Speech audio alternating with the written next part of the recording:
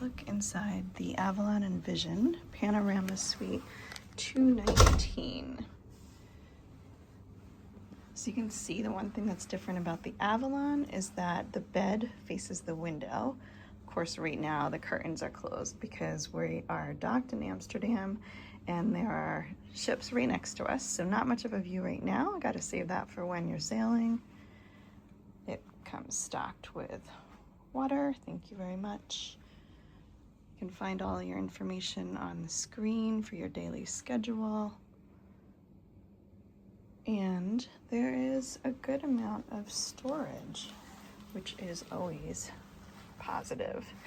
You have nightstand storage, desk, and let's check out the closet. We have the safe, some shelving.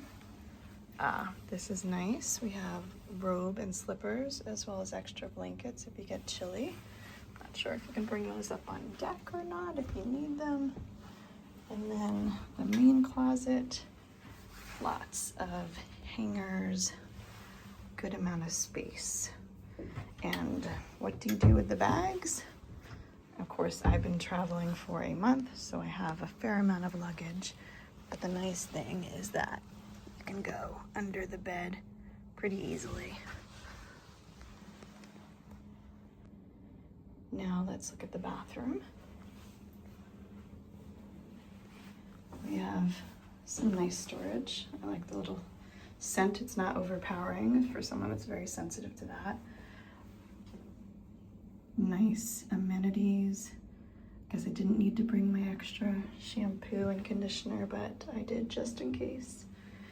And as well as your body lotion and soap. But what's nice is also how much storage there is under the sink. Always amazes me that hotels can't do this, but cruises can. Another helpful bathroom feature is the 2 different color towels to keep each other straight if you're traveling with a companion. This is the Avalon Envision Panorama Suite. What do you think?